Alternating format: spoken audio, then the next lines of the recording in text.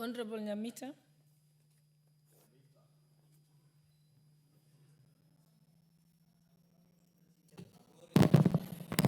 Thank you, Madam Speaker. I rise to also support this motion by Honorable Jeanette. Madam Speaker, where I come from, particularly in my constituency, we have families that buried bodies without heads. Madam Speaker, in my region, there are families that buried heads without their bodies. And yet in the same region, Madam Speaker, there are families that are yet to account for their loved ones.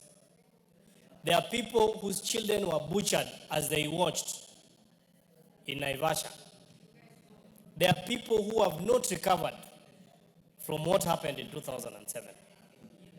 Some had lived in certain regions all their lives, gotten their children, established businesses, and had their life all going very well.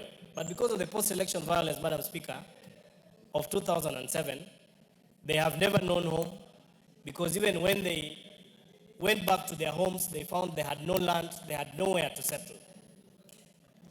Madam Speaker, today we have IDPs who are yet even to be compensated. They have even petitioned this particular house that because of the actions that happened in 2007, they need to be compensated. That hasn't happened. Madam Speaker, in this country, different communities live in different parts of the country. And I actually dare say that the community where the former deputy president comes from, members of his community are all over the country, in different parts of this country. They have established businesses there. They have established families there. They are running their lives from those particular areas. That a leader like that can come and say that whatever happened in 2007, 2008 is like a Christmas party. To imagine that such a leader would want to be elected and that we are going to have many other Christmases with such an individual. I think in this particular house, Madam Speaker, we have never felt vindicated.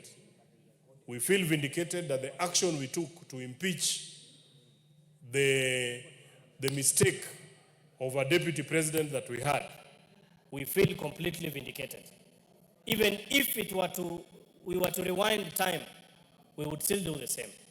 Madam Speaker, as if that is not enough, subsequent statements from this very gentleman, like over the last weekend, he is now almost dictating the uniform, even the dress code of the people from his region.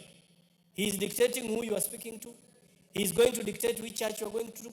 He is going to dictate which car you are going to drive. He is going to dictate what food. Madam Speaker, I just want to tell Kenyans that no one should listen to Rigathi Gachagua. He is not only dangerous for this country, he is even dangerous to himself. In fact, part of the allegations when they were brought here to the assembly were issues to do with him having grabbed property from his family. We feel vindicated. I sympathize with the people that are, every other weekend behind this gentleman and saying that this is a leader we want for this country. I can tell you, the current president might have his own issues. And I dare say that the president that we have now will not solve all our problems, even if we gave him 15 years. But he's putting us on the right path to how our problems in this nation are actually going to be resolved.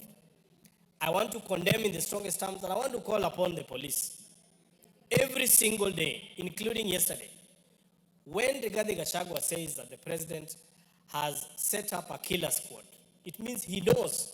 He should be called to record a statement. He is not above the law, Madam Speaker. He is not above the law. In fact, I want to ask the leadership of this House, through you, Madam Speaker, that we call the Inspector General of Police to explain to us why is it that one Geoffrey Rigathi Gachagua has not recorded a statement and he continues to make insightful statements across this nation.